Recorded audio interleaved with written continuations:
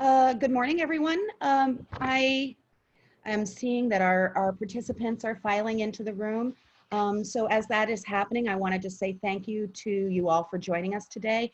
And a quick thank you to my tech director, Jim Hudak.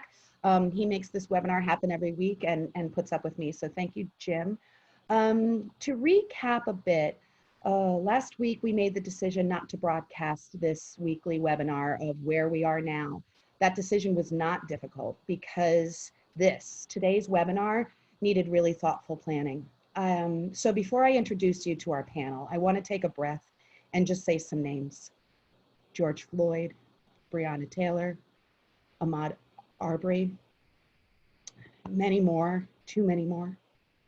So today I'm really grateful that I am to be listening to this panel, and it's my pleasure to introduce them all to you. So first up is my friend Natalie Gordon. She's also a client of mine. She was born and raised in London. Natalie shoots with an unusual bit of fantastic, hyper-realistic style.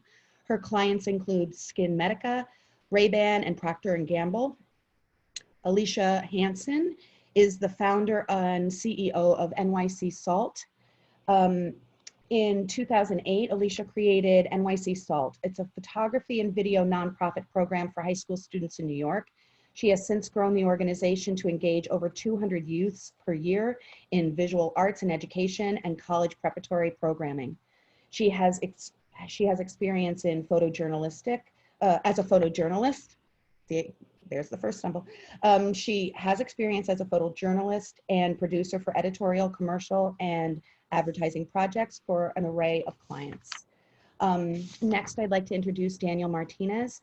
He's a photographer and specializing in wedding and documentary style photography. He has formerly worked with Juice Pharma and Oh Snap Smile. During quarantine, he has explored other media of art, including painting, drawing, and sculpture. He says, taking my artwork seriously has changed my perspective on how I would like to live my life as an artist and a photographer. Next is Darnell Scott. He's the visual brand manager at Apostrophe Reps. Darnell is a designer, a photographer, and an outdoor enthusiast based in Los Angeles. His ethos revolves around providing visual love letters to your retina. Next up is Jake Stangel. He is a photographer and a director based in San Francisco. He founded the photo fundraising platform FFS Photos. Jake has been working 1 day a week as a volunteer with the San Francisco Marin Food Bank since the lockdown began, assisting the organization with food distribution throughout the city. And last but not least is a friend of mine, Marcus Wesson, Chief Creative Officer at Dailey, recently named one of Adweek's Creative 100. Marcus has over 20 years of experience at the top agencies such as TBWA Chiat Day, BBD, and 72 and Sunny, and now Dailey. Marcus has helped craft work for some of our nation's top brands such as Nissan, Call of Duty, and Carl's Jr. His quarantine pros is his commute is much better. He has no shoes, and he has been able to work on his graphic novel. Quarantine cons is dishes. So I have to agree so wholeheartedly with that con. It's the unending experience of my days. Yeah. I think we can all relate to that. Right now, I'd like to turn the microphone over. You all know who I am, so I'm not going to share that, but I'm going to turn the microphone over to Heather Elder, my co-creator of Where We Are Now and co-host. Heather? Thank you, Heidi. Thank you, everyone, for being here. I'd like to just add that after Heidi and I pushed pause on the webinar last week, we spent a lot of time talking about what a productive conversation around race in our industry could look like. We really wanted to get it right, so we dug in deep to the issues and researched the leaders in our industry that are already making meaningful change from which we could all learn. And while the direction of what the conversation would take was not immediately clear, what was clear was that Heidi and I were not the right people to lead it. We needed to be listeners this time. So we assembled this incredible panel, heard what was on their minds, and used what we learned to shape the outline for today. We couldn't have done any of this, though, without our amazing co-moderators, Tom Gratian and Dr. Michael Nguyen. Tom is head of learning and development at Sweetgreen, where he's an expert in the areas of diversity, equity, and inclusion, as well as leadership and organization development. Michael is a PhD professor in cross-cultural psychology and chief catalyst officer at Inclusive Insights, with expertise in the areas of cross-cultural communications, as well as diversity, equity, and inclusion. We could not feel more confident in handing over our platform to them and asking them to lead the conversation. Welcome. Thank you for having us. Absolutely. Thank you. Well, I think the first place that we thought we should start is to set the tone. And the tone we feel like is being uncomfortable. This is not an easy topic.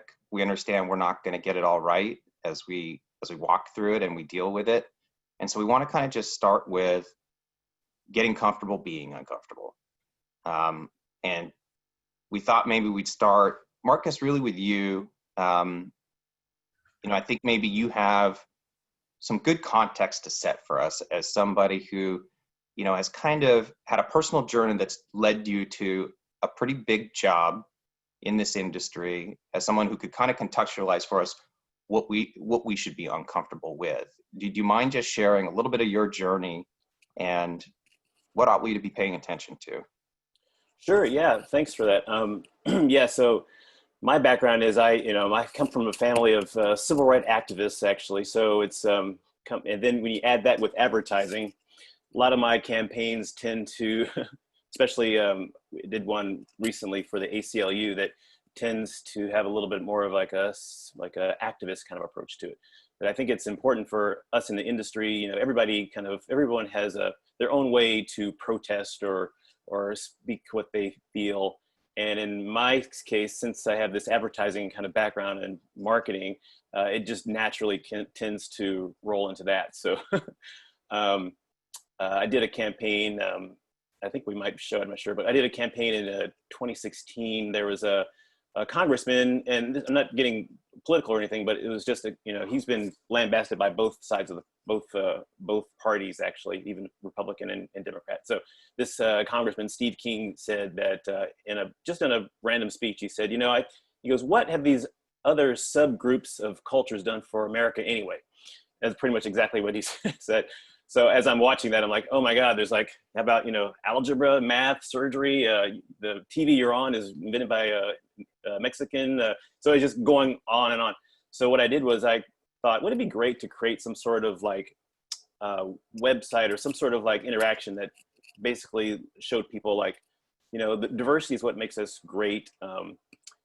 It's been proven actually many times that the companies that have the most diverse, female, male, different ethnic groups, LGBTQ status, they are the ones that tend to do the best and have the best, diverse ideas. So I thought, wouldn't it be great to have like a website that basically says you type in any ethnicity, gender, religion, and whatever you want, and you get it served up a motherload of contributions that that particular group has done. I actually learned a lot myself. I didn't, women are actually accounting for some of the most aggressive stuff, contributions in society, like Frankenstein and Kevlar, missile guidance system.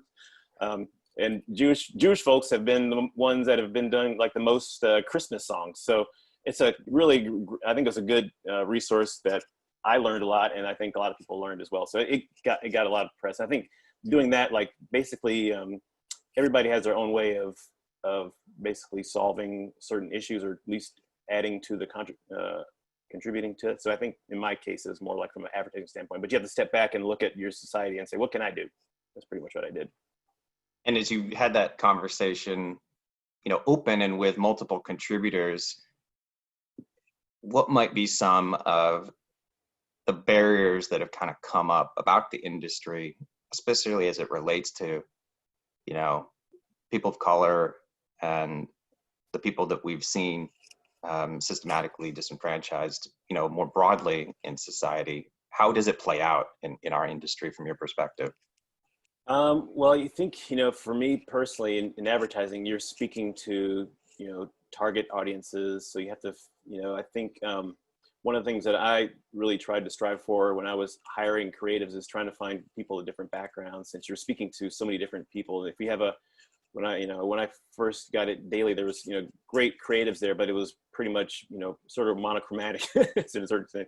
So I think as you start finding people in leadership roles like myself, or even everybody should be looking at the makeup of their departments and their creative groups. So that's one thing that I looked at. Like, that was a barrier that I saw. Like, okay, we have to make sure we're talking to people. We're supposed to be in advertising. We're not speaking just one particular brand. We're speaking to everybody.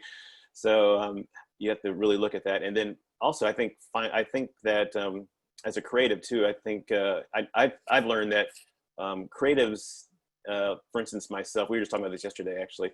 I think African-American creatives have to know so much more than just their counterparts. Like, I know, the music of the Beach Boys and Rush and Led Zeppelin, but I also know, like, Frankie Beverly and Mays and everybody else. So I think you have to really kind of know a lot as far as creative, like, especially for pop culture. You have to kind of really embrace everything. So I think that's a kind of a neat feature to have.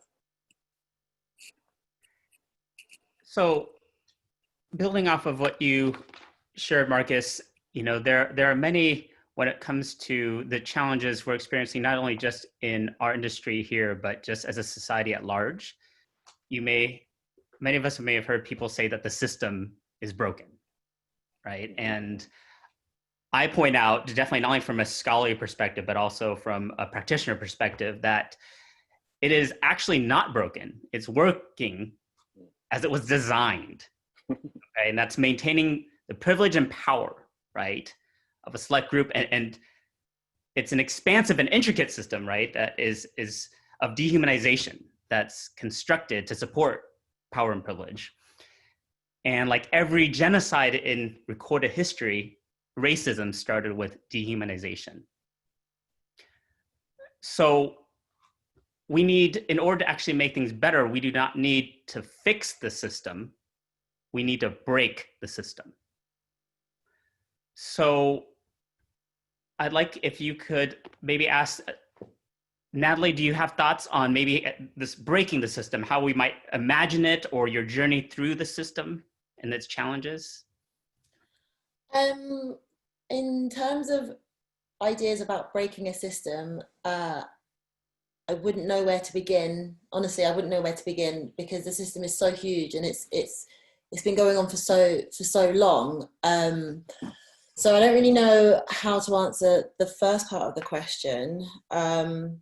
But in terms of navigating the system, my personal experience has been quite challenging. So even from school, I've always been told, no, maybe you shouldn't do this, or maybe you should try something else. Or, I was lucky enough to have parents who deeply cared about me and was like, well, all they've grown up, like their generation saw Black and minority people as entertainers, as musicians, as sports personalities and sports stars. So they didn't want me to do anything related to that. They wanted me to just be a complete academic. And I started off wanting to kind of be a lawyer, but then realized I wasn't ever going to be happy. So I went to my parents and was like, I just want to be happy. So is that okay? And they were like, yeah, sure. And so I knew I wanted to work in the media, but I didn't know where in the media I wanted to work. And when we had a career day at school, one of our teachers sat me down and was just like, okay, so you've written that you want to work in the media and all this stuff. And then she was like, well, do you have a backup plan for when you fail? And I was like, no. I don't kind of see myself failing, but thanks. And I was just like, well, I'm just gonna do whatever anyway. And and here I am working in the media, and I kind of have had quite a varied route into becoming a photographer. But it's navigating the system has been hard in the sense where I'm fully aware of what's been going on and what happens, and the kind of the small conversations that people have, or the small things that people say and try to deter me from what I really want to do. but I was fortunate enough so London is quite diverse. So I've been fortunate enough to kind of mix and mingle with every sort of background. And that has kind of helped me to kind of not listen to the noise and not to cloud my judgment on assuming that everything is about race and about my race and that me being a Black woman as well. So I try to ignore quite a lot of the systemic approaches to creatives of kind of my ilk in the industry, but it has been challenging, because before I left London to Los Angeles, I went to a photographer's agent because I was assisting at the time, and I was like, well, I'm taking my own pictures and I want to be a photographer, and I just wanted some critique and just look at my portfolio and let me know, am I going in the right direction? I mean, I'm happy to do another job, work in another kind of industry within the media, but right now I want to do photography, and am I going in the right route?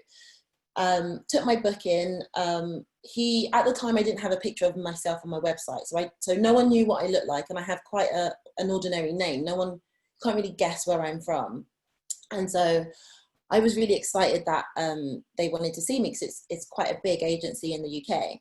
And I was like, oh my God, they want to see me. Let me get everything together, and was really excited just to be heard.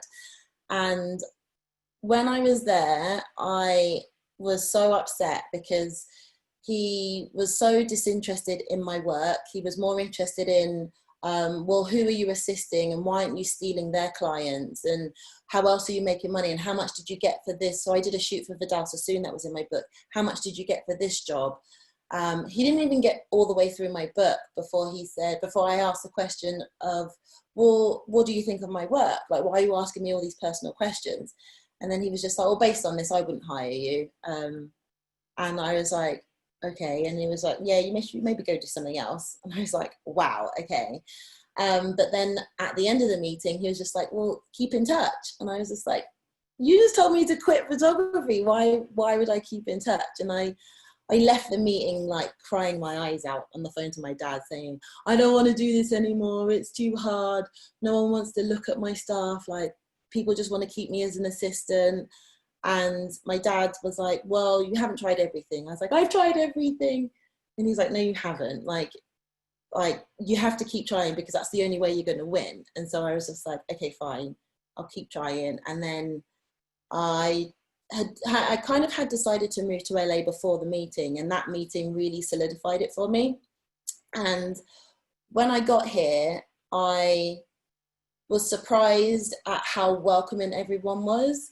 And it's quite honest of me to say that I'm quite privileged in the sense of I have a British accent, and so people they kind of look at me differently. They don't look at me as a Black American. They look at me as being British, which is somehow of a different kind of class system, which I'm still trying to navigate and get my head around. And I don't always like the attention, because it's like, just, this is my work. Like, I don't care whether you see me in a specific kind of way. It's not what I moved here for. I moved here because I want to be a photographer, and I want to do really good work, and I want to produce really good work. Like, obviously, like, everyone has to kind of get on set, and you want to work with people that you like and get on with, but I don't want it to be a hindrance, and I don't want it to be kind of like, oh, well, she's British, so we have to give the job to her because she's going to do a great job. I find that really uncomfortable.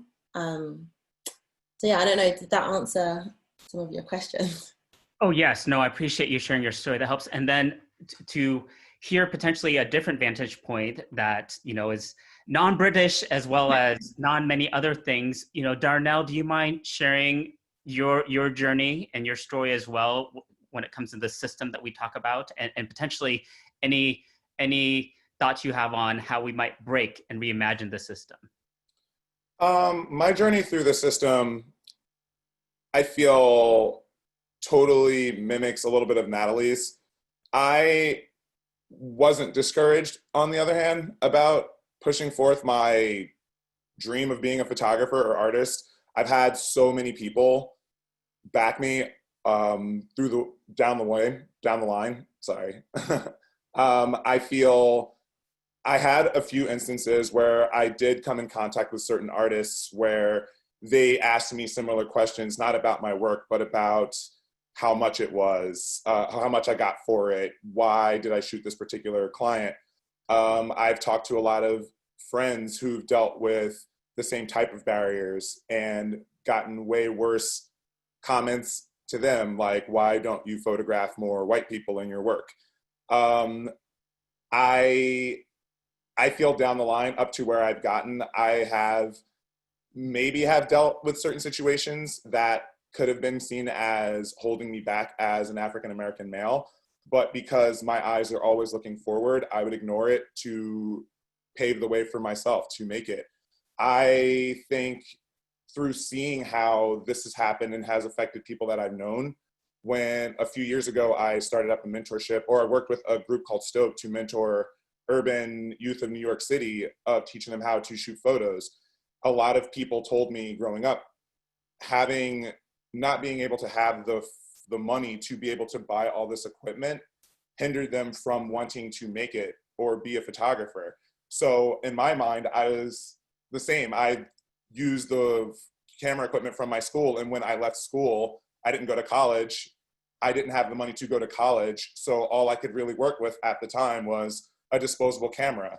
I honed my vision through that, and I think that was an idea that I wanted to give to my students, that all the money in the world can't buy you the talent and vision that you have. And I think that's how I have navigated through all of this. And that's how I feel like that I'm working through that to break through the system. I think ways that we can break the system is by empowering Black photographers, Black artists in general, to just understand that they are talented and they do provide the same perspective, if not more perspective, than their white counterparts. And I think making the people, the gatekeepers, aware of these things is highly important. I think, excuse me, the way I say this, shoving it down their throats constantly that we are talented as well is important. And I think we cannot stop yelling that at the top of our lungs. That's how we work at breaking the system. It's being there, being active, being aware, mobilizing, and not stopping expressing that idea that we are talented. And any way that we can do to educate emerging artists, younger artists, to not feel like money hinders their talent is so important to me. I'm not from a rich family, and I feel like I've gotten, between support from my friends and different opportunities that I've searched for, kind of helped build that, and figuring out ways to give that back to people who may not have the resources can also help break the system that we're currently in. Because the lack of resources is super prominent amongst people, especially people of color, who can't see the clients to reach out to, what are clients looking for. So that's my thought towards all of this. I hope that answered your question. Yes, that was really helpful. And then Daniel, I see you doing a lot of head nodding. Did you want to share your journey and any potential ways we can break the system and reimagine it? Yes, thank you so much. Thank you, everybody that's listening right now. This means a lot, even me listening to Darnell talk about his experience. Like it mirrors so much of like things that I went through. I come from two immigrant parents. My dad grew up in Harlem. My mom grew up in the Bronx. And I went to public schools, and I went to an education system that wasn't necessarily the best in my area. My high school got straight Fs and everything. It was like a failing high school. We had metal detectors. I had to deal with all that going to school in the Bronx. But that's also where my photography career started. And that started just through my brother buying me a camera. And at the time he had a good job at Chase, so he brought a bunch of things. He brought a camera one day, and I just started using it and noticed how much I connected to the photography medium. And this was about 14 years old that I found that I figured out, like, this feels good for me, that this is something I want to pursue. And what really changed it for me was a photography class in my high school. It was probably one of the only classes that really spoke to me. And what was different was that the photography teacher actually gave me a platform to share my work. She allowed me to bring pictures that I took not in class and show them to the class before we even started. And at that time, I was already doing Photoshop. I was already kind of like learning a little bit more in the digital aspect of things, when digital photography was just taking off. And the kids in the class always responded to it.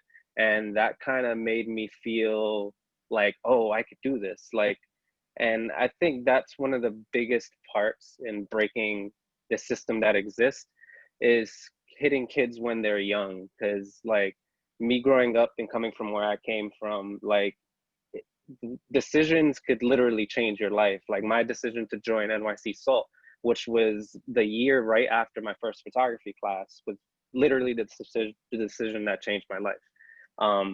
I had one of my friends, the way this happened, just to explain how I joined NYC Salt. One of my friends, he came in, I was working for the school newspaper, and he went to sell me an image that he had took, and it was printed out, it was packaged, it looked so cool. And I was like, who made this for you? Like, I want to do this too. I want to show my work off even more. So he told me about Alicia and gave me the number, and I called, and she picked up, and I talked to her and said I was so interested, and she just said, come by. It was no, hey, do you have this amount of money? Do you have this? She just literally said, come by. And I came that next week, and I literally haven't stopped coming for the past 10 years. The difference between what Alicia does and what exists currently in the photography industry, and also the academic college route, because I did apply to college. I got into the School of Visual Arts, literally just because Alicia pushed me to like do something further, because I came from a family that didn't have college experience. Like my mom didn't go to college, my dad didn't go to college.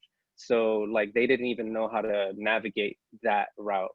So meeting Alicia and working with Alicia all these years in the NYC Salt program kind of opened my eyes to everything that I wasn't getting from the people that were with me when I was home, that were with me every single day, that were with me like in my neighborhood in the Bronx.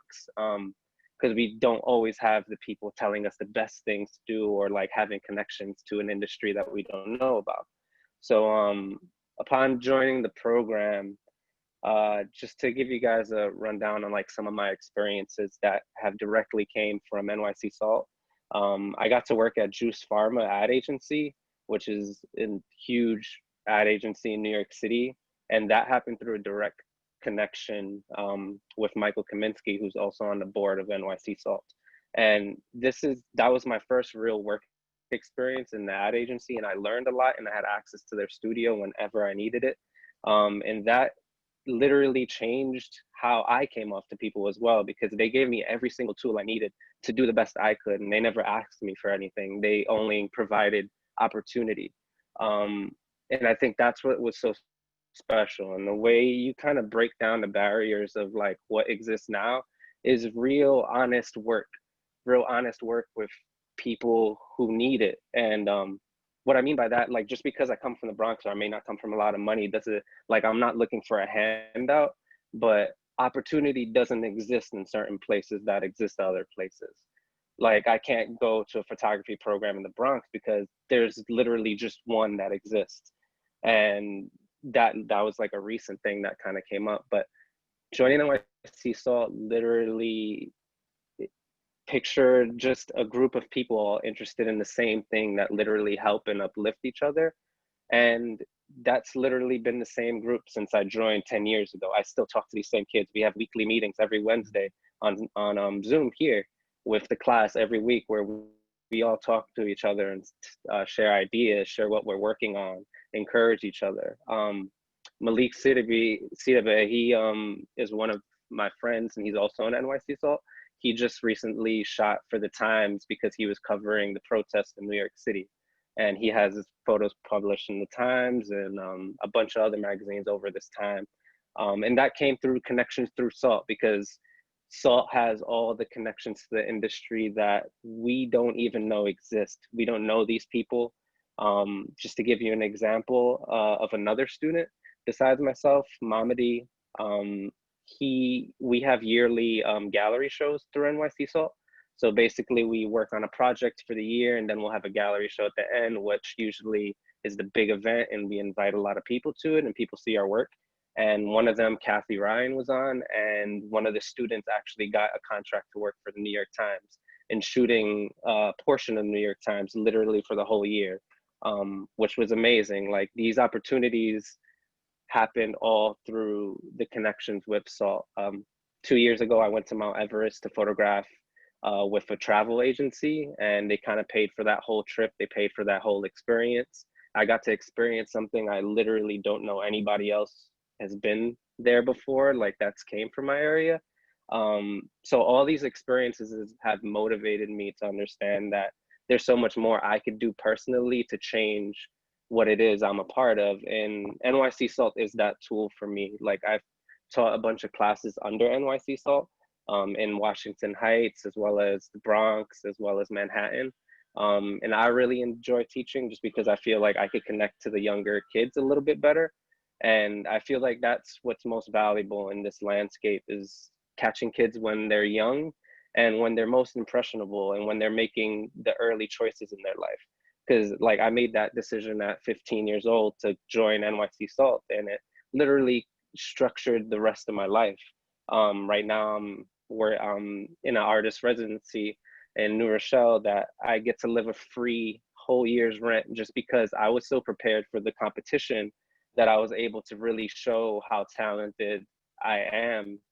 And I ended up winning. And that all happened because of my resources, because I was able to use my studio at Juice Pharma, because I was able to work on my portfolio better, because I was able to learn how to edit my website better. So, and like, NYC Salt, I feel, is a great example of what it really takes to change people's lives and what it really takes to do something genuinely and with the heart. Like, Alicia is not a teacher to me, she's like legit family. Like, that's what the entire NYC Salt community is a big family, and we help each other up. And she's the ringleader that made these connections in her life and just brings us along now. And like, we're just able to also share her connections and navigate an industry that normally we wouldn't have friends who know a director at Nikon or a director at Sony or editor at Times. Like, I've never known anybody besides Alicia who has had these connections. So it's like, it's really helpful in that aspect. And I think a real way to make real change is just being genuine with what you want to do and really doing it from the heart and dedicating your life to that. And that's why, like, I really want to be a part of SALT in the future. And we always talk about different ways in which we could take this to the next step, whether that be forming our own sort of ad agency, where it's like we find these kids from young and guide them to basically have a career in photography. Because coming from where I come from, it's like, what's more stressful is like, sometimes you don't even have the funds to help you relax and focus on your career. Sometimes you just have to grind all the time, and like, you can't really step back and focus on really where you want to take your career. And I just feel, interjecting for a moment, Daniel. Yeah. And thank you. I appreciate you sharing your story, and you help us actually lead into, you know, Tom will help lead us into the next part of the discussion. So you set us up well. Thank you. And Alicia, I can see even just hearing his story makes you emotional. And, you know, you're, as somebody who's attempting to address a lot of these barriers, you know, we're hearing a lot of common themes here. A refrain: I don't want a handout, I just want an opportunity. It's all about early in life, and with kids, there's a certain amount of resources, there's knowledge expansion, there's perspective expansion. Just when you were starting this and you were thinking about people like Daniel, what were the biggest barriers you were focused on as you were building SALT? Thank you. Sorry. I didn't expect Danny to give such a great pitch for the organization. But yeah, it just warms my heart. I feel like he's one of my children. Oh, sorry.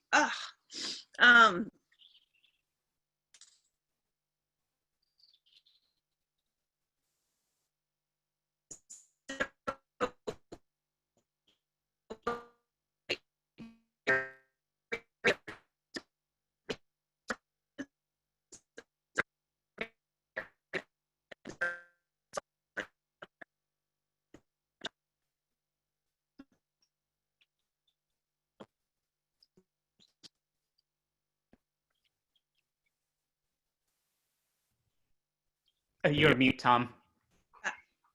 There you are. Can you hear me now? There we go. Yeah. Sorry. Could you just repeat your question? I'm sorry. Basically, the question was, what barriers were you looking to remove? I was just looking to level the playing field. At the time that I started SALT, I lived up in Washington Heights, and I just finished, sorry if I'm like teary, just finished, I was working with Joe McNally as his first assistant. We just finished one of the first all digital projects for National Geographic, and came back with just an incredible knowledge of just how digital was taking over the world in the early 2000s. And I just had the thought, walking around in my neighborhood, which is mostly Dominican, that kids would really like to learn that technology. And so I started a class. I volunteered my time with a local nonprofit and started a class, and it was just one foot after the other. I never expected the kids to show up every single week, but they did, and we just took pictures, and then we looked at them, and then we talked about them, and it was kind of as simple as that. Obviously, the organization has grown into a nonprofit, and we're a bit more structured now. And I left my career as a photographer to do this, and to run this program, and to design education around it, the curriculum around it. And I guess I really see it as a place for me and my peers in the industry to give back, to use our programs to connect kids to people and opportunities that they wouldn't have access to. So it's about access, and it's about leveling the playing field. It's about providing equipment. We get a consignment from Nikon every year, and I'm able to put really fantastic cameras into the hands of our kids. And they take the cameras the whole year. They're theirs to create and tell stories, and to use their voice, and to learn how to see and make great pictures. But we also do a lot of trips to ad agencies, to newspapers, to magazines, to creative departments, to expose kids, the kids that we teach, to different career paths, because they might not all become photographers, but they might see something on a field trip where they think, wow, that's so cool, I want to do that. And I think that's what I have to give personally. I have an amazing career that I've had, and I have a lot of social capital. And I mean, I'm so proud of Danny because everybody should look at his work, because it's just so absolutely amazing. And just the way that, like, he has transitioned from not just being an extraordinary photographer, but to being an incredible illustrator and artist, and his work is it just has so much range, and I think that there's so many kids out there that don't have the tools and opportunities to build work or to discover that they're incredible creative people. And if I can take something that I have by just putting one foot in front of the other and using the resources that I have around me to enable them to have more agency and grit and confidence and opportunity in this world. And that's what SALT is all about. Well, thank you so much, Alicia. You helped us really build upon what we want to discuss next is allyship, right? That is something that we've heard a lot, definitely in the media recently, but it's existed for a while. And of course, we don't want this activism to begin and end with a hashtag, right? It needs to go beyond that. So being the practitioner scholar here, I want to be clear in what I mean by allyship and the types. So there are two types that I'd like to define and have us discuss. So first of all, there's performative allyship versus real allyship. So let's discuss the first. So an ally, as I'm going to define it for us today, is someone from a non-marginalized group who uses their privilege to advocate for a marginalized group, right? They transfer the benefits of their privilege to those that lack it. Performative allyship, on the other hand, is when someone from that same non-marginalized group professes support, solidarity with the marginalized group in a way that isn't helpful and actually can harm the other group. So there are many where, they can, I read White Fragility, I'm so woke, look how great I am. Or they may do things to actually promote their own business, right? Showing solidarity and claiming allyship. So that's what I mean by performative allyship. It tends to be for your own personal gain. So transitioning from that, I know that we have an ally here, Jake here, with what he has done and shown his allyship. So if you don't mind sharing what you've done, Jake. Sure. I mean, in regards to I've been thinking a lot about what you said, or what you were talking about in terms of being an ally and what that means. Both, I mean, as a citizen of this country and the world, but also in my role, like in photography and the photo industry. And I think there's, at least, I mean, Instagram has been this like both totally crazy and totally wonderful place in the past 2 weeks to see this absolute like kind of eruption of both, like performative and non-performative allyship. And there's been, at least amongst the, my friends in the photo industry and what we've talked about, like particularly a good friend named Darnell Scott, who's a photographer in New York. We've been talking a lot about kind of our roles as both, citizens and what we can do in a political level, like within our cities, within our states, within the US, like at a federal level, but also just how we can be actually like active allies within the photo industry and kind of what that looks like. I mean, I see there's these crazy, amazing kind of pushes for lists of Black photographers, lists of assistants, like lots and lots of lists. And I think that's like a first step. But I mean, I've been doing a lot of kind of thinking about just taking a step back. And I mean, Michael, as you were saying, this idea of, I've been thinking a lot about like systemic issues, systems, structurals, however, like just taking a step back and seeing the whole picture and like, making a list as a start and starting to hire a much more diverse group of photographers as a start. But, especially as Daniel was talking about, this idea of creating education and creating opportunity is going to be, I mean, that really drives at the roots of what we need to have happen, essentially. And that's at all levels. I mean, I think for me, one thing that I've been really thinking about is, and especially this is very much like kind of hand in hand with COVID and everyone working from home and, the internet becoming, instead of it's a utility now. It's how we're communicating, it's how we're sharing. And in a really amazing way, you can be really interested in photography and live in like Dayton, Ohio, and have access to tools that you might not have had before because you needed to be in like New York or LA or San Francisco.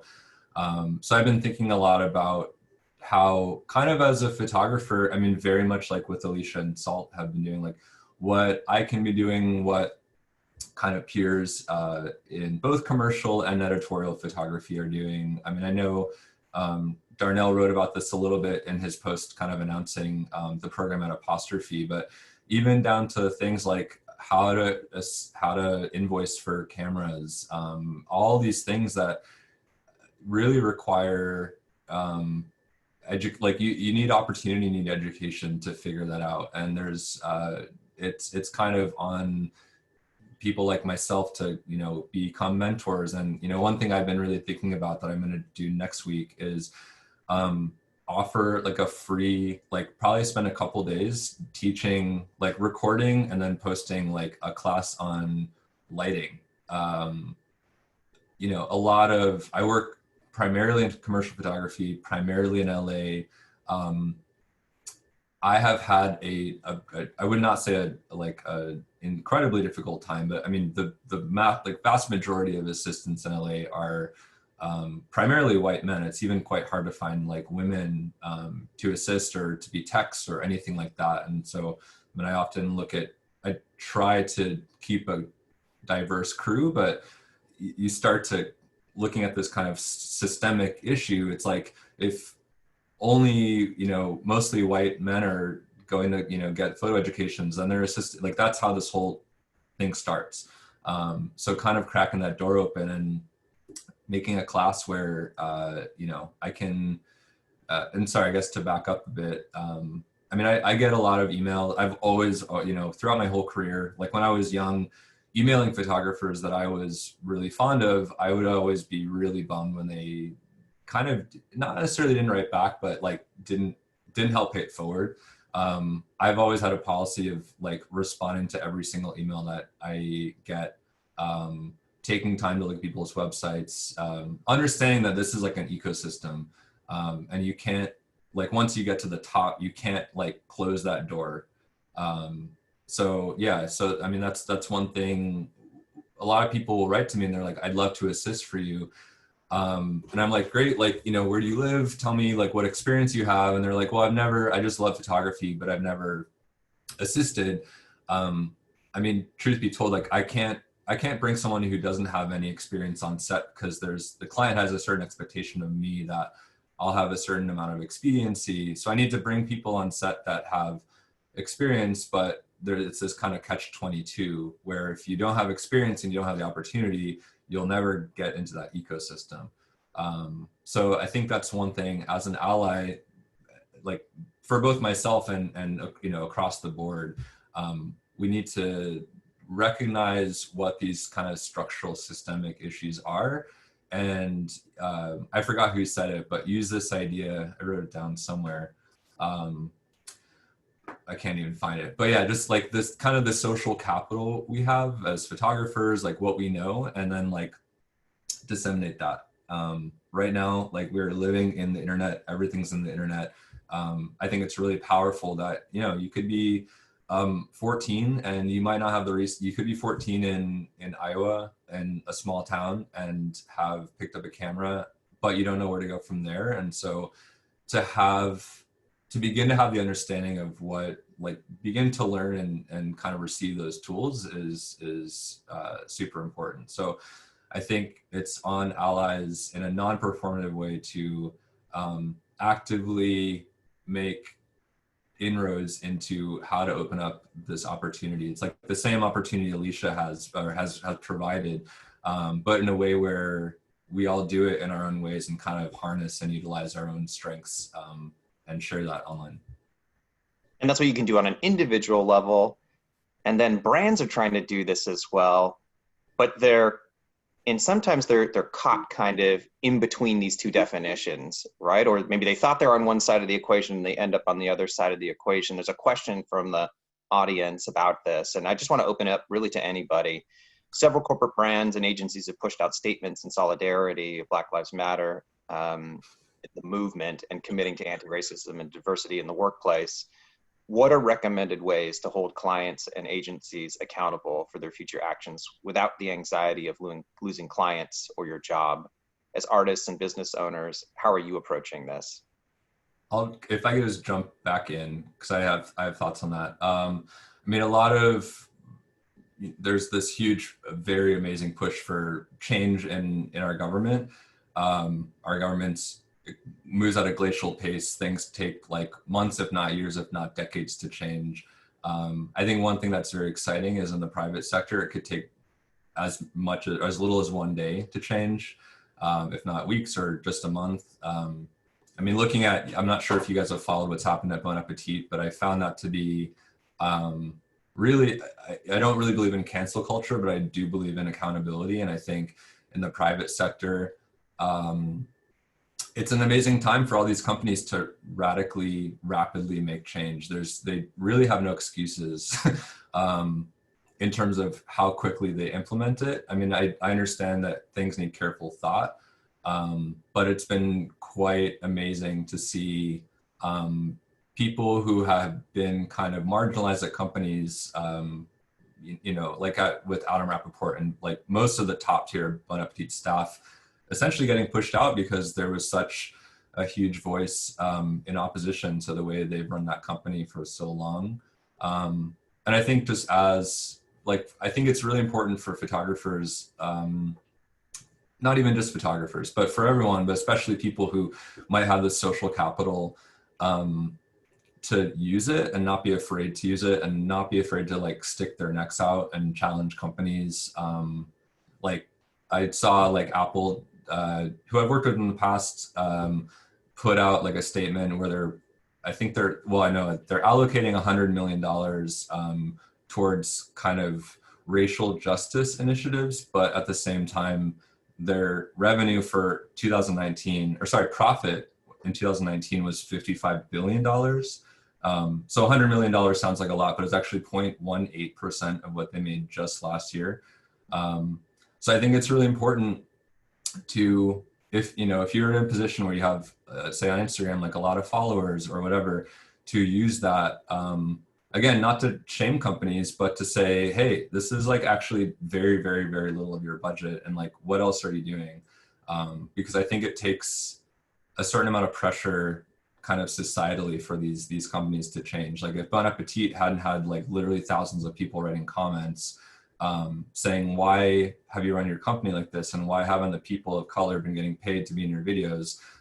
Things would be just the same as they are. And you tried to strike that balance in one particular example and with one particular company. And I don't know if you feel comfortable sharing a little bit about that in the Amazon one. Yeah, I mean, that's, like this is kind of a broader kind of implication of commercial photography, which is very much front and center, like where I work in. I would love to work for, a beautiful list of B Corps that only do well in the world and like only, have amazing corporate social responsibility, et cetera. I did a shoot last year for Amazon where, which I always feel really kind of icky about in the past, but like, I did it. But over the past year, just seeing, especially during COVID, Amazon's treatments of workers during COVID, like the lack of PPE, the amount of, the fact that this is like through articles that have been fact checked in the New York Times, like that employees don't even have time to go to the bathroom, that pregnant women were miscarrying because they were asked to be reassigned to a less physically demanding job and were denied and like miscarried, and people that had basically like clear symptoms of COVID were coming back into work. So yeah, I mean, I took the amount of money that I made after what I took home from that shoot and donated it to 5 different organizations working on racial justice, essentially. So yeah, and I think it's really important, and I believe in this idea of just kind of reparations and starting to, you got to put your money where your mouth is, essentially. And you can't post a bunch of stuff on Instagram and then like not talk against, you know, and I'm not I'm not saying like we should start to just like badmouth all clients, but I think we are essentially, if you're going to be staying quiet on issues you feel uncomfortable about, especially in regards to private companies and corporations, you're remaining complicit in this system you're talking about. So I think it's really important for people that essentially have a voice, have power, have social capital, whatever you want to call it, speak out, because they have audiences and they have, you know, it trickles down. And Darnell, you look like you were trying to make a comment on that as well, too. Oh, I was just thinking back to the term of just investing into your initiative that you're trying to do. If you're going to place all of these standing in solidarity with people, you have to not only look at the mirror that people are holding up to you, but take time and actually reflect on how you can take action and make an impact to change the systemic issues that we were having prior to all of this. I think you do have to hold yourself accountable. And if you just kind of shrug it off and move on, everyone's going to notice that you're only saying it just to try to fit in with the trend, because this isn't a trend. This is something that should last long term for Black, Indigenous, and people of color. We need to make the point that this is not a hashtag. I feel that if you're not investing in your actions, then what's the point of even acting on it, but other than making money? And we don't want to support people that don't support us. So I think that's how these brands can, like Jake said, put their money where their mouth is actually act on the things that they say instead of just a apology letter. Apologies are not as important as actually taking the step on acting on making changes in your industry. And sometimes what helps with figuring out which actions are maybe the most impactful and maybe not so much is to think in terms of outcomes. And what comes up really is sort of the difference between diversity and inclusion, right? Because these terms are sort of muddled sometimes. You know, I'll give a little bit of a lens on that, and I want Michael to say it from the academic perspective, but oftentimes the focus is numbers, right? It's representation, it's a scoreboard, and you can generate that relatively quickly in certain circumstances without addressing inclusion, which is kind of a mix of the mindsets and the behaviors and real access systematically for people. Michael, do you want to add to that just from an academic standpoint, where the focus needs to be? Sure. So you're right. The most common approach is focusing on what we call the compositional diversity, right? You're trying to up some sort of number of a particular group. It could be women, LGBTQ+, you know, certain people of color. But that's the what, but then there's the how, if we simply put it, right, and the inclusion piece. Because there are many times when you actually, if you're operating from a white heteronormative male perspective as a company, and that's how you operate, and you're upping these other numbers of groups, you're actually worse off, right? And that's important to understand. So if you're going to shift it, you actually need to shift, and as we mentioned, and actually break the system and reimagine it. So that's important. And then also, many people with the inclusion piece, they don't know why. And a lot of you touched on this earlier, Marcus, Daniel, Natalie, Darnell, I heard a couple things. Diversity makes us great, right? And you mentioned we're talented as Black photographers and all that, but many people don't, it seems like they don't understand the why. They think, okay, this is a good idea to hire someone, right? It might look good or feel good to hire someone that's Black, but they can't really tell you, okay, what value do they bring, right? And okay, and I saw, Darnell. The thing is, through all of this, the work speaks for itself. That's the value that we bring. It's the fact that the work is impactful, it speaks the message, it's able to do whatever it is the client needs to do, to sell, to put out a message to the community, to do whatever. And I think that is the why. That is why all of this is an issue.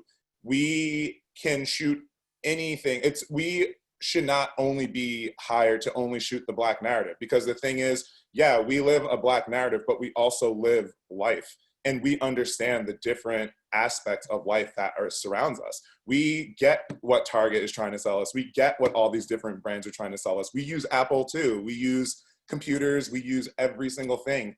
Why is it the constant same perspective on this particular thing only from one group of people instead of a creative artist that can make it? And to not have a diverse group of people in the bid is just, it blows my mind, to be honest, because we are all making beautiful, phenomenal work. Whether you're Black, white, whatever, you're making phenomenal work, and that is what is really important. And you have to understand that not only white people do this. So yeah, that's my take on it. Natalie, you wanted to say something, right? Yeah, I just wanted to add in that, touching on what Darnell was saying, that these, like we do matter, we do buy the same brands, we do the same things as everyone else does, but also sometimes when we as Black and minorities are not in the room, brands get it wrong, and they get it really wrong, and that really offends us on a whole nother level. And it's kind of why I got into shooting beauty, was because I'm flicking through all the magazines and I'm seeing all the makeup ads, and I'm like seeing all the white skin looking like really glamorous and amazing. And I'm flicking through and I see some of the adverts for like Black makeup or Black hair care, and the level of photography and retouching just isn't the same. And I'm just like wondering, okay, well, why am I seeing all the spots and all the imperfections in the skin on Black skin, but I'm not seeing this on white skin? Like, who's in the room? Who's doing this? Who's approving this? Who's saying, yeah, that's okay to put out for everyone else to see? And it's important to have everyone available in the room just to have these discussions, because if you grew up in, say, only one specific neighborhood and you don't necessarily understand other cultures or other religions or anything else, when a brand comes at you with an idea, and say for instance, in the UK, Nike put out a commercial, not a commercial, I think it was a print campaign, and you had like these Black models, and they were wearing what looked like balaclavas. And at the time, well, it's still quite rife in the UK that knife crime is such a big deal. And for a big brand like that to put out a campaign that is almost inciting that knife crime is okay is not cool. It's like, well, who approved this? Like, who is in the room to say, oh, actually, maybe we shouldn't shoot it in this way. Maybe we should have the product looking so it's not so scary and frightening for people. It's more along those lines. I think that this is the answer to your why. Like, why are you hiring Black photographers? Is because we understand a different perspective on what you're trying to advertise. So you need to include us as well. Marcus, what's sorry, Darnell, I just wanted to get the agency side perspective from Marcus. You know, what are the conversations internally like, you know, in dealing with this right now? Yeah, there's a lot of conversation going on, obviously, and the what can we do approach. What can we do? They're trying to figure out, okay, what exactly is our messaging? How do we communicate this to clients? That sort of thing. I've always been pushing for diversity in advertising and trying to push for casting choices, and I've had a lot of success in that. There's been some pushback. Obviously, we try to get a interracial couple in one ad, and the client was like, I don't know about this. But there's always, I think you need people that constantly pushing for diversity. But yeah, the whole what can I do? I think we were talking about this before the call actually. I went about just on my own putting together like a list of things. What can I do? And I just was talking with friends, like there's a lot of, with this momentum of the George Floyd stuff. There was oh, look at that, there it is. With the momentum of this George Floyd, and prior to that, obviously there was obviously the Georgia jogger, and then the Central Park incident. So there's a lot of momentum behind this. What can I do? And that I had a lot of friends like saying, what can I do? So I put this list together of like, here's a bunch of awesome things you can actually do. You can get engaged by, joining, all this. So there's like a lot of different emails going around and different like organizations sending out stuff, but you'd have to like click through several different links and go through hoops.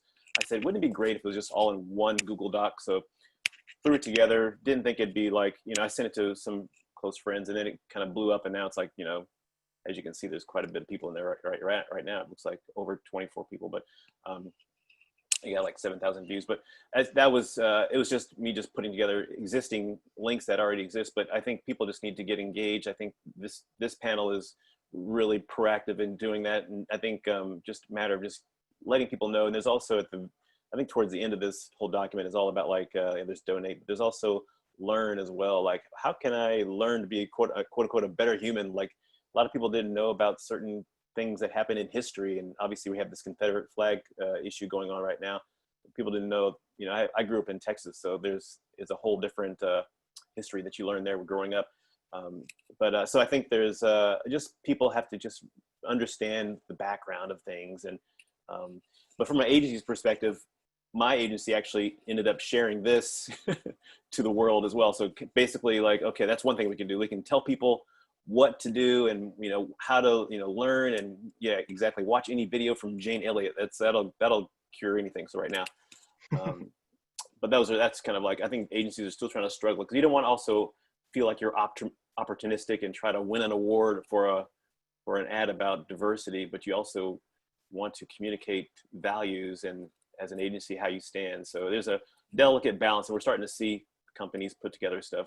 Procter & Gamble just worked with Cartwright, putting together a campaign that was on the Oprah. There was an Oprah, I guess, town hall yesterday. So there's things going on, but I think we're still trying to navigate this whole instance in a sensitive way. Back to the photographers, and maybe Darnell, since I know you were trying to get in, there's a question again coming back from the audience, and it's something that I think a lot of us have heard is, as we now lean in a well-meaning way here, how do we avoid creating the Black genre of photography? How do we not tokenize this and say, oh, it's going to be all about this particular viewpoint, subject matter, and we expect this of you and from you? I think it's just really repeating what I said before, and that's investing in the career of the Black photographer. It's understanding there's more to it than just only speaking on the Black narrative. I feel like we've each, especially photographers and Marcus, I think we've each touched on that subject alone. I feel as if I'm hoping that it doesn't become a tokenized realm of our industry, because there should be no reason to be a tokenized realm of our industry. Yeah, that's a really tough question to answer, because I feel like it's been answered by Natalie, it's been answered by me, it's been answered by Marcus, to be honest. Unless someone else has more to put on top, like to add to that. I was just thinking a little bit from my perspective, just because my most recent job opportunity was actually working at an ad agency. And I got to sit in at a lot of portfolio reviews. And when photographers would actually come in with their reps and show their portfolio books and sit down with the creative director, sit down with the producers. And I think that's essentially where we can make most of the difference, is when we have creative directors and producers who actively take part in finding these photographers and giving them more of a platform to be taken seriously. Just because, like, one of the most repetitive things I saw when like photographers would show their portfolios would be they always had a rep.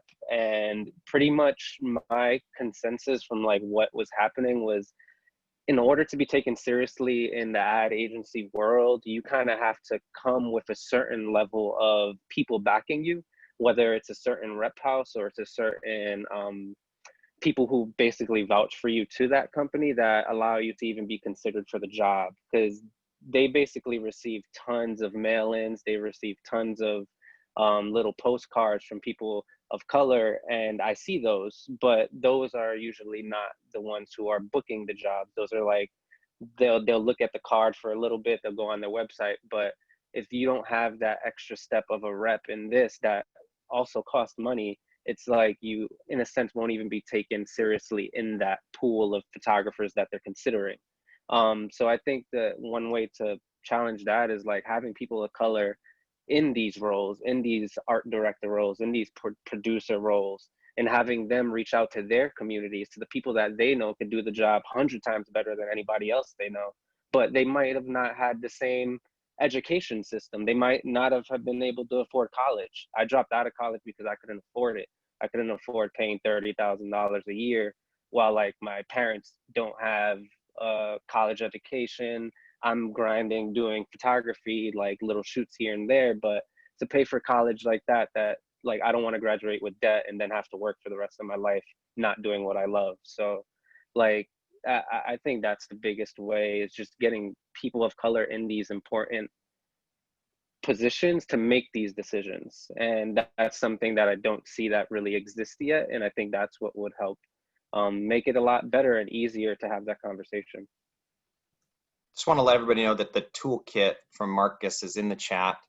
If you want to have access to that and take a look at all those resources, there's a lot there. I don't know, Marcus, if you want to say anything more about that toolkit and its. No, yeah, real briefly, I think, just feel free to share it. And, you know, I don't need any credit for it. It's just I think it's a lot of great tools in there. They're from several different sources. I think Obama shared a lot of stuff. There was Black Lives Matter had some, and there's just a bunch of other different sources from that, from friends and family, actually. Just yeah, share away. Sounds good. Well, we've been talking a little bit about breaking the system already, and this outcome of inclusion. A lot of it is sounding like access, early stages for people in their career. Darnell, I don't know if you want to talk a little bit about Apostrophe's program that you're going to be heading up as an example. Yeah, I'd love to. AMP, Apostrophe Mentorship Program, it's a 12-week course program that we are asking Black, Indigenous, and people of color to join and apply to be a part of, to learn not to be a photographer, but to actually build your business and run your business as a photographer. To kind of voice what Daniel was saying, a lot of photographers are looked at by the, certain cases of who backs them or where they're repped or what have you.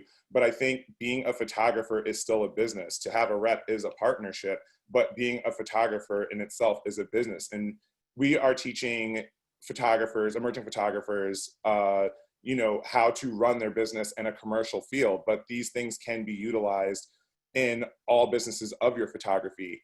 As a person who has a lot of friends who are working photographers, I spend a lot of my time outside of my job taking the things that I learned from listening to the reps talk and applying it to the things that they need help with when they're trying to invoice, when they're trying to talk to clients about legal terms and things like that. So I think this program is meant to kind of give you more of an insight, more than just how to shoot a photo, how to pitch your ideas, how to invoice your ideas, what can you invoice for? A lot of people don't even know all the things that you can invoice for with your shoots. And all of these things are included in our program. And I think it's helpful because within this, you are talking to industry leaders about these projects and processes. At the end of this, you walk away not only with this extra knowledge on how you can push forth your business and put yourself out there, we're also making the clients that we are having involved in this program aware that there are these other artists out there, these Black, Indigenous, people of color artists out there that are striving to make their work be seen. We're inviting clients to come in and actually do portfolio reviews in hopes to see these artists are there, and in hopes that they hire these artists as they see their portfolios, because there's a lot of work out there. Like Daniel said, they're not repped. So what makes them different than the people that are repped, other than the fact that they're not repped? So we want to bring the awareness to all of these artists in that sense. And I'm super excited to kickstart this project. A lot of our artists are excited to kickstart this project. And I have gotten tremendous positive response on this project. So it's just the driving force to helping facilitate change in this industry. And I'm looking forward to seeing all of our people grow. That's my goal through all of this. Great. Well, fantastic. So as we move forward and with the remaining time we have left, we'd like to open up to the entire panel here on just as those of us in the industry are trying to move forward, what potential solutions or words of wisdom you have. Is that the question? Yes, if you could share. Yeah, thanks. Yeah, if you could share potential words of wisdom and or solutions that you'd like to leave our viewers and listeners. I would like to say that in kind of like the whole experience of this is, if everyone takes time to listen, that would be such an amazing kind of move forward, because sometimes when you feel like you're not heard, it can be a bit of a deterrent, or it can not necessarily be a deterrent, but it can put up a kind of hurdle that you have to then overjump just to carry on the path that you're working towards. So I feel like it's important for everyone to listen to everyone's stories, and even just if you're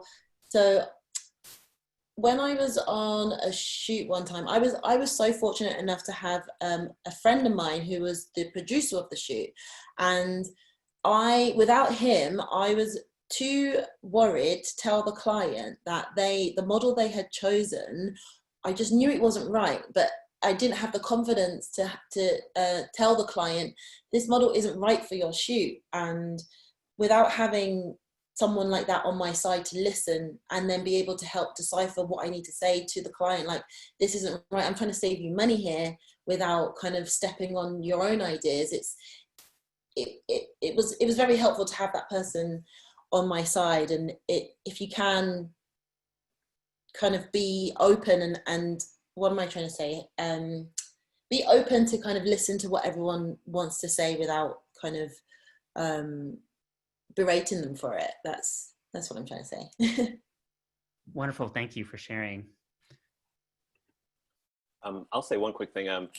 I think a couple of panelists, everyone's been so eloquent, and I think there's a couple key points I think that are little nuggets. I wrote them down. I think Jake said it really nicely. He said, if you're quiet, you're complicit. So I think that's a good background. It's like, hey, listen, if you're seeing injustice going on, don't just sit back and do something about it. Do whatever that might be in your own level of comfort. You got to do something. And then I love the background of Alicia, who's basically level the playing field. I think that's a key notion as well. And one last point: this is not my house. This is a picture of from Parasite. So. One of my favorite movies. Anyway, that's all. I would add to that. I think that educating young people and giving them tools to create and have a voice and to share their stories is really important, and that's how you build up a generation of incredible artists is to give access. And whether it's donating money to organizations like ours, or there's Los Photos projects out in LA, there's the Bronx Documentary Center up in the Bronx in New York City.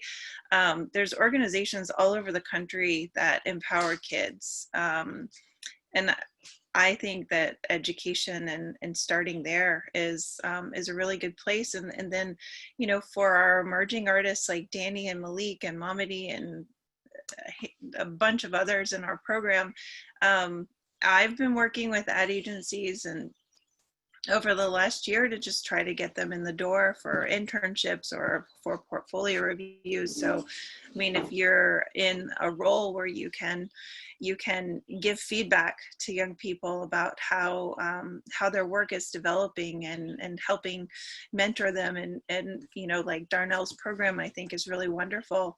I think mentorship is just in building strong relationships and community.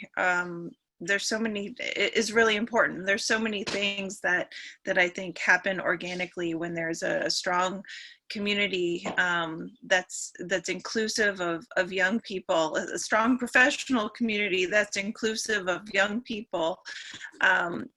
And I mean, that's what we've done at SALT, and that's how our high schoolers and our emerging artists have gotten to meet incredible editors and art directors, and gotten to assist on shoots, is because we've had a show and they've had a conversation, and we've taught all of our students to market themselves really well, and just really wonderful things happen when you just make space for it. So I think that's important too, because all these agencies have parties, well, maybe not right now, but in events. And I was just talking to people at Nikon yesterday, and I asked our students before I went into that meeting, what is it you want? What do you want from Nikon?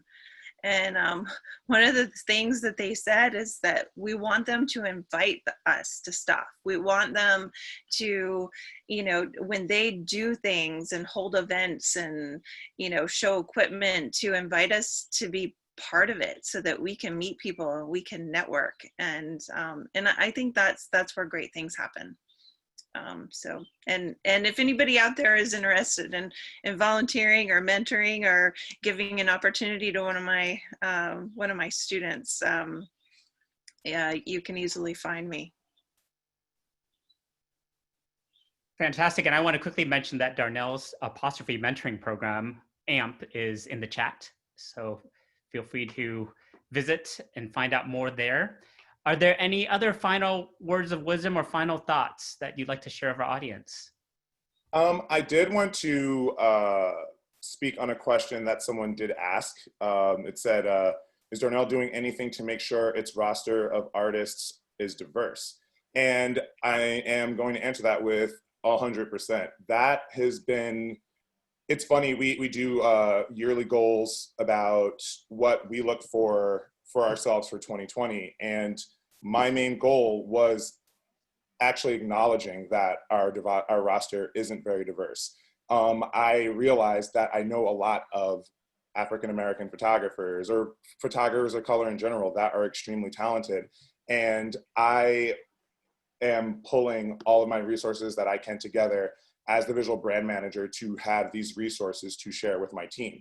We've worked on it, and it's trying to find the partnership that also works with Apostrophe's team. We don't want, not even we, I don't want to just bring on photographers just for the sake of bringing on photographers. It is a process, a long process of figuring out if the person is, you know, a person we could partner with, because that's what we are. We are a team, we are a partnership.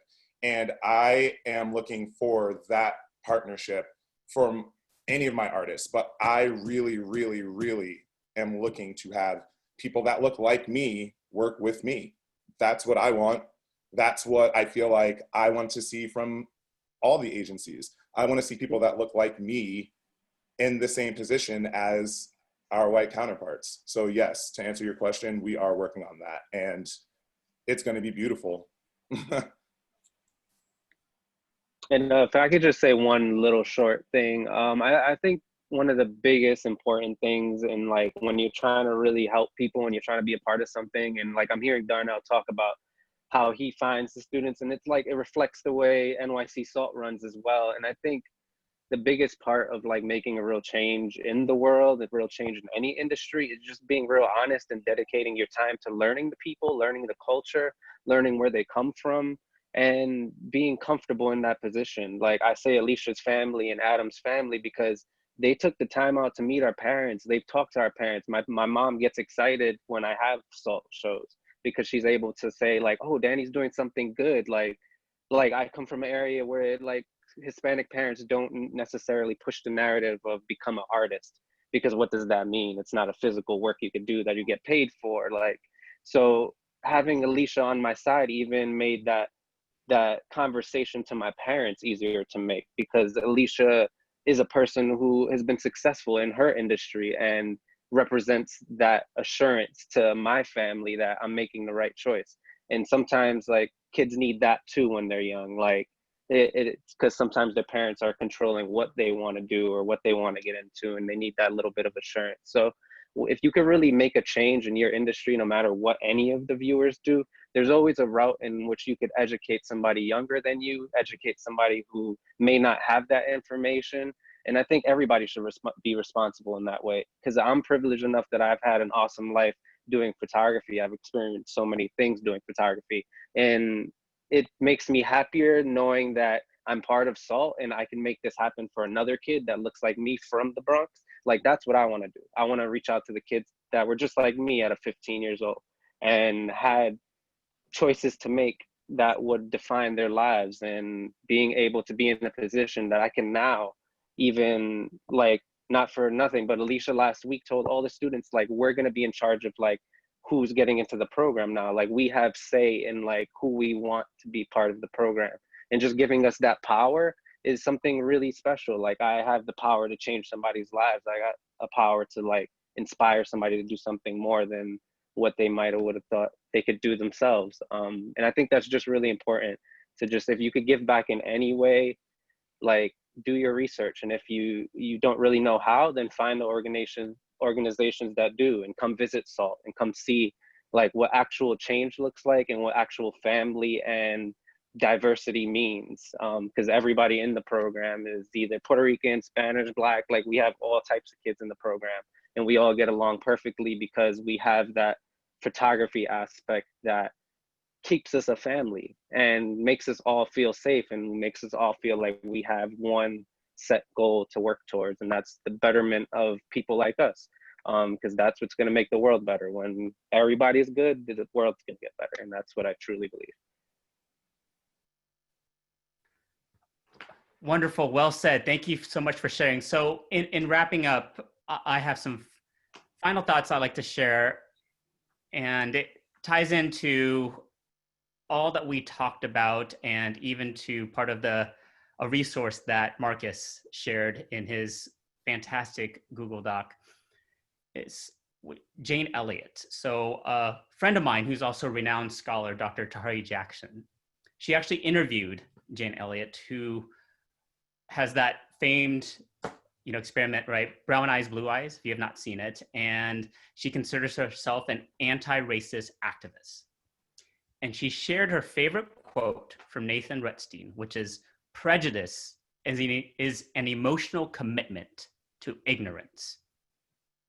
She explained how people's commitment to racism is a form of willful ignorance, a type of denial of not just the humanity of Black people, but of their own. Her most impactful statement to me was about how if we remain steeped in racism and reject the overwhelming evidence, it is real, relevant to our lives, and rampant in society, then all it costs is our humanity. I repeat, and all it costs is our humanity. Thank you so much to everyone on the panel, to Heather, to Heidi, for handing off your platform to us this week. You were both so thoughtful about this process, connecting us all with such inspiring leaders from whom we can call, can learn, and for initiating such an important conversation about meaningful change in our industry. Well, I mean, I just can't thank you all enough. And, you know, Alicia, I'm like weeping here right with you this whole time. You guys are inspiring. You're just amazing. You know, anyways, so thank you. And thank you. And bye, everybody. Thank you.